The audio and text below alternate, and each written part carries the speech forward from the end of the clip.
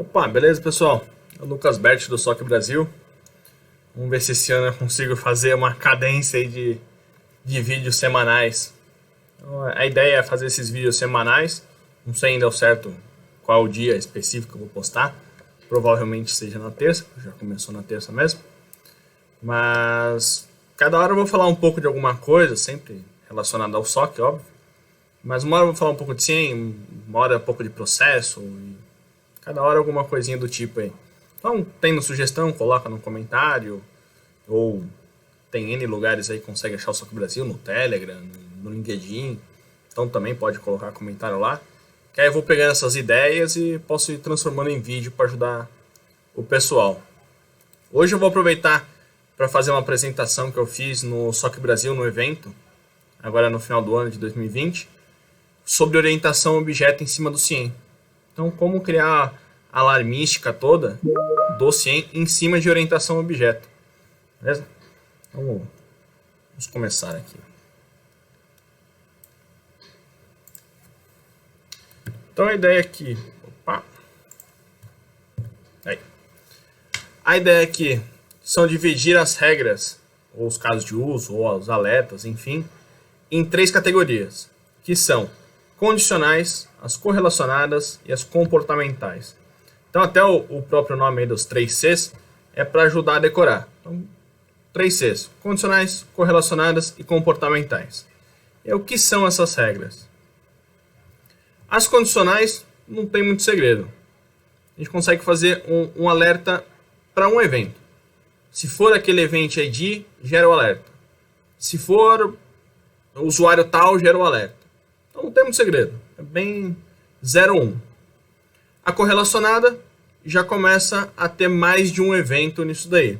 Então se for usuário BERT mais um event ID tal, aí você gera o evento, o alerta no caso.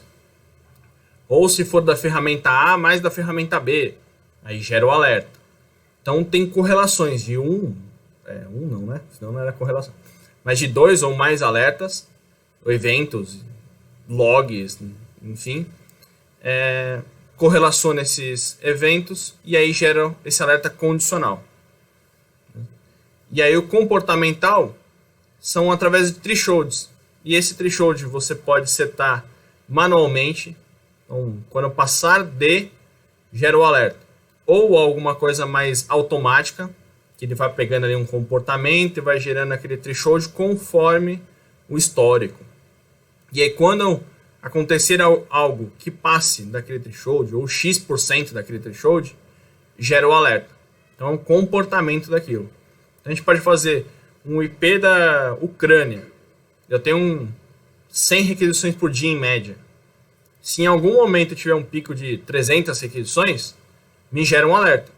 Eu não estou nem preocupado ainda se é algo malicioso ou não. Simplesmente não é normal aquilo.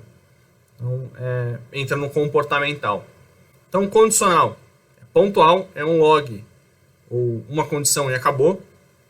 Correlacionada, são 2 ou mais eventos. E o comportamental é quando a gente seta um comportamento ali, um threshold, e se passar, gera o alerta.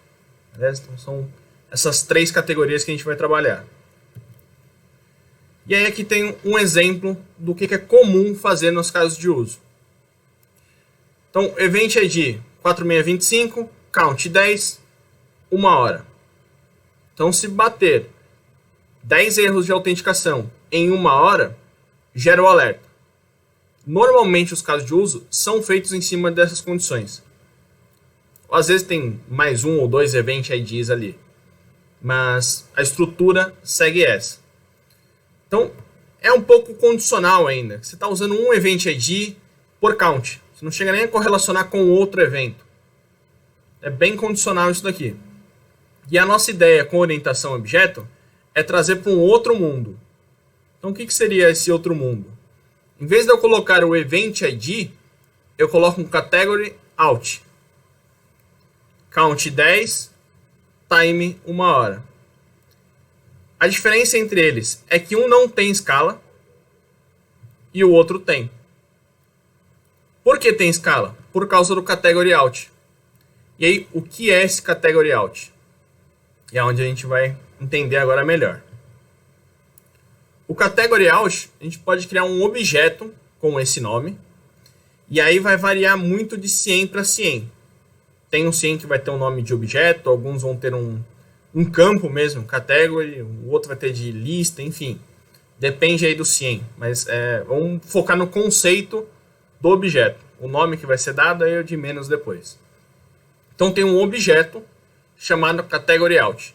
Dentro desse objeto vai ter um subobjeto chamado Windows. E dentro desse subobjeto Windows tem todos os Event IDs necessários. Todos os Event IDs com falha de autenticação, por exemplo. Às vezes até mais, Event ID tal mais Action Failed. Podemos ter Firewall. Então tem um outro subobjeto dentro do Category Out chamado Firewall.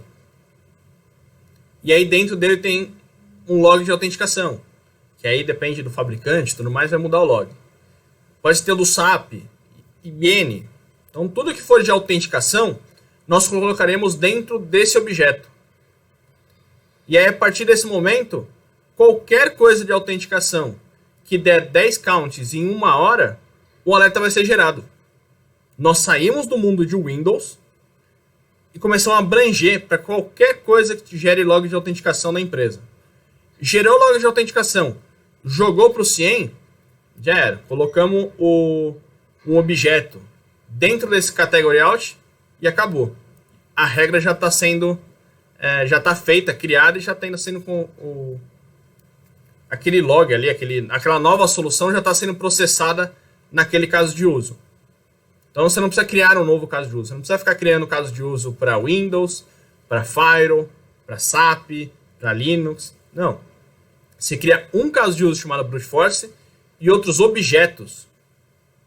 Aí sim, por segmentação, coloca nessa regra e pronto, já está valendo para todo mundo o mesmo caso de uso. Beleza?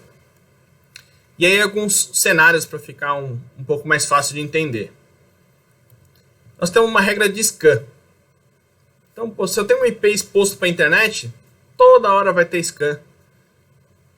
Todo minuto, depende do segmento, aí tem muito scan. E não dá para ficar dando atenção para todo scan. Toda hora que acontecer um scan, eu vou lá dar atenção. Vou ficar bloqueando o IP. Vou ficar preocupado com o que ele fez. A quantidade é muito grande. Mas aí a gente consegue fazer o seguinte.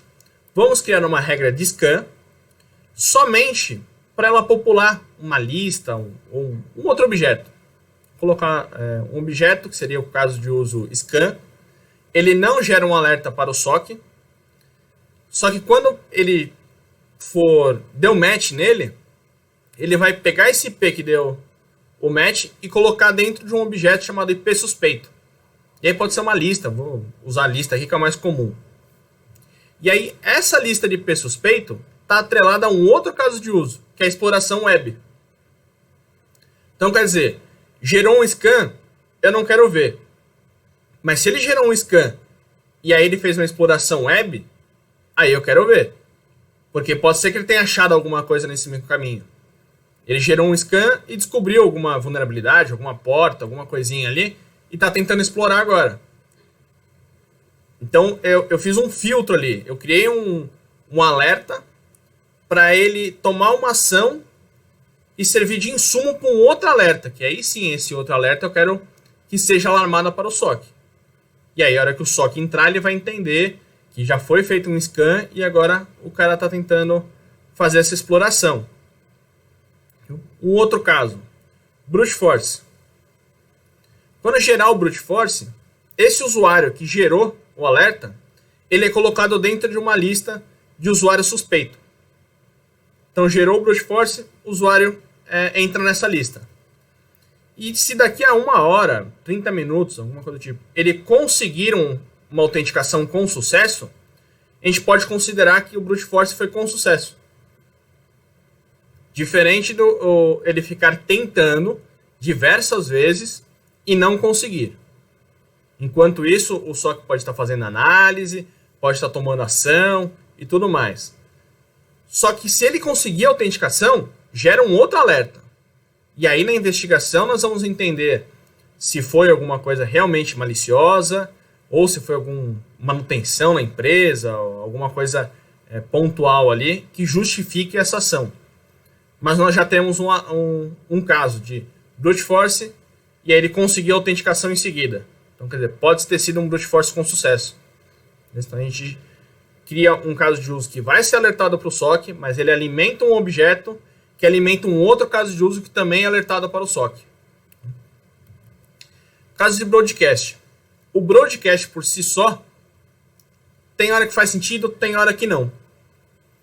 Mas fazer um broadcast na rede pode ser considerado algo suspeito. E aí, acho que nos próximos slides aqui vai ficar mais claro isso daí. Mas tem algumas soluções internas que fazem sentido estar fazendo broadcast na rede. E aí colocamos em um whitelist para não ficar gerando esses alertas. Mas se a minha máquina começar a fazer broadcast na rede, ela já é suspeita. E aí ela sendo suspeita, ela entra numa lista de host suspeito. E aí esse host suspeito pode alimentar essa regra de possível malware. Então, se um IP que está dentro do host suspeito está fazendo um scan, está fazendo acesso a uma port específica, ou com um hash específico, ou algum outro comportamento, a gente pode considerar um malware. E às vezes aquele comportamento sozinho, isolado, não é estranho. Mas seguido de um scan, de um broadcast, aí ele é estranho. Então, nós pegamos dois casos isolados, que o broadcast às vezes não faz sentido olhar, tem casos e casos. Esse possível malware pode ter algumas ações que não sejam tão relevantes.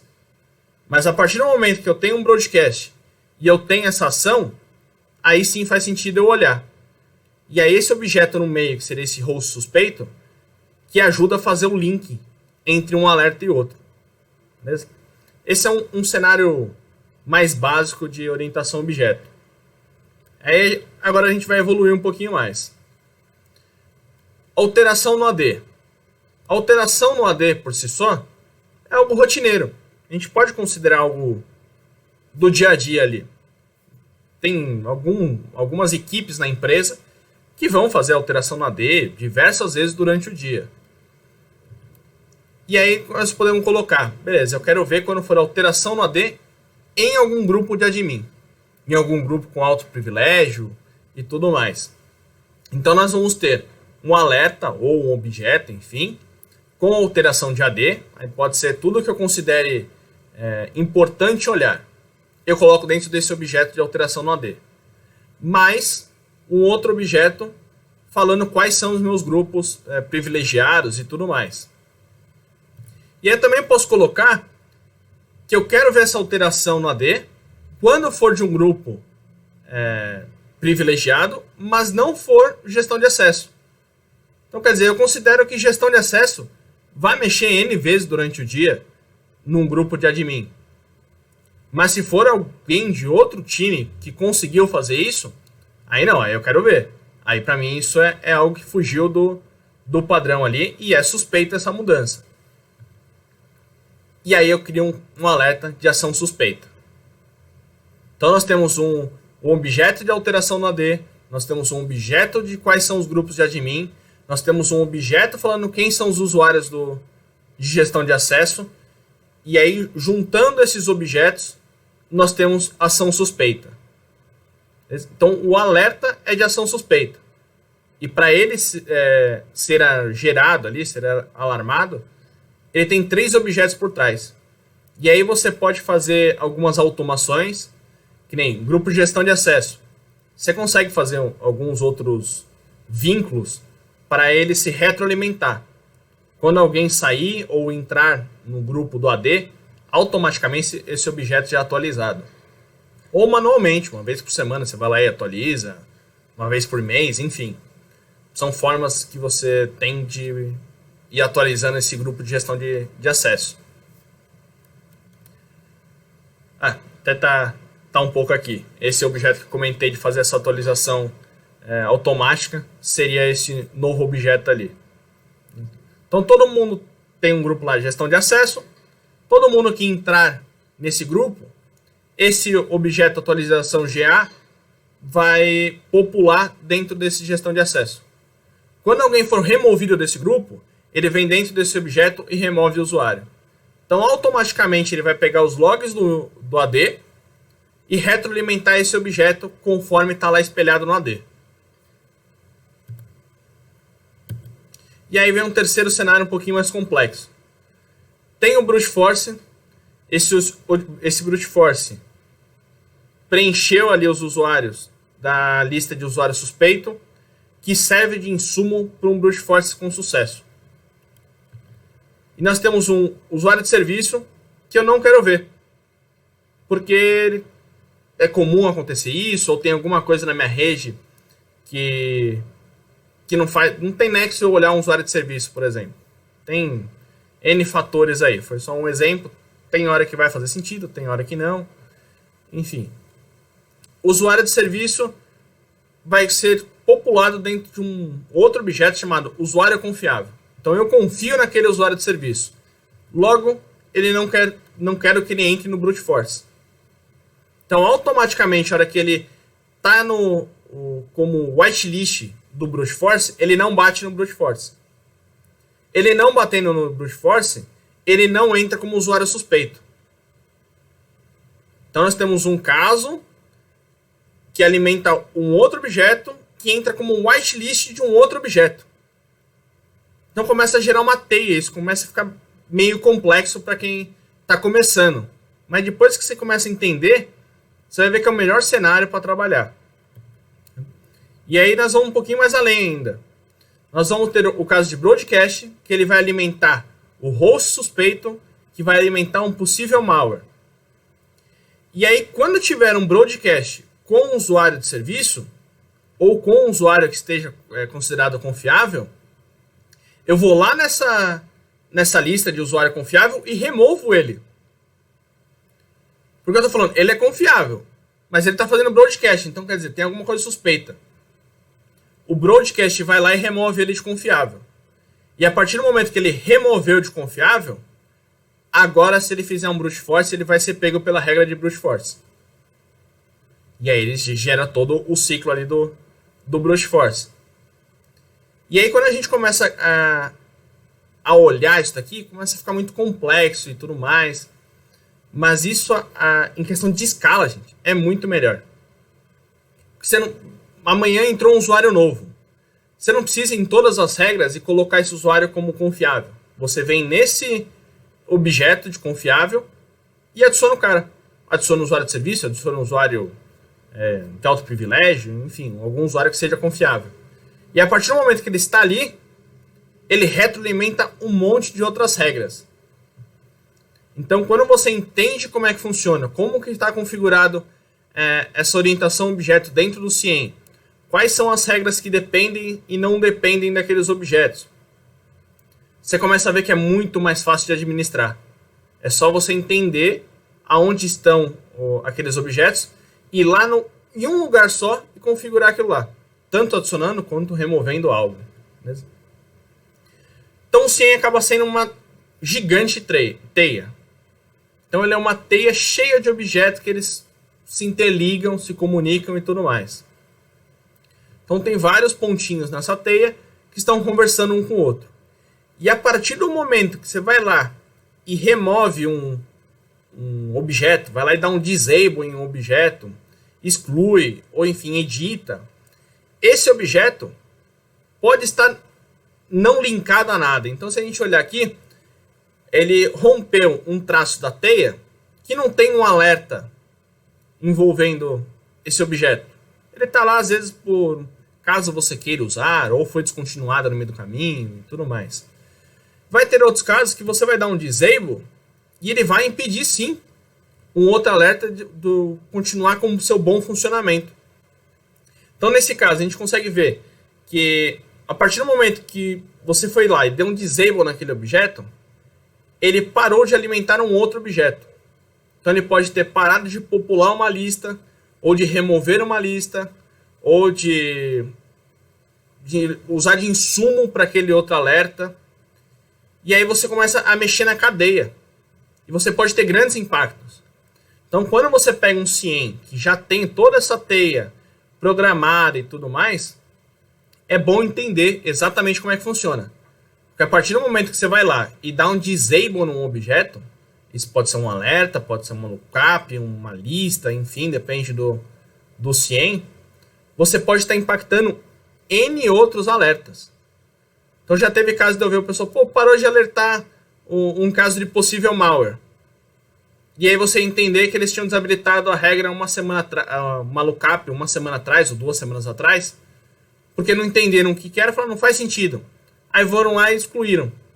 Excluiu, acabou. Ela estava com vários objetos em sequência, numa cadeia, e parou de alarmar o outro, que era algo recorrente. Então é bem importante entender quando pegar um CIEM para administrar, entender como está configurada toda essa teia, e quando começar a configurar um CIEM novo e tudo mais, criar toda essa teia. Quanto mais documentação, melhor para o ser humaninho que vai chegar em seguida lá para ajudar a administrar. Mas entender isso é muito importante e trabalhar em cima de orientação a objeto é fantástico a médio e longo prazo. No início, para quem está montando, realmente é oneroso, é meio chatinho, mas administrar isso a médio e longo prazo é muito bom. E aí fica uma mensagem final aqui, para a gente trabalhar com orientação ao objeto. Beleza?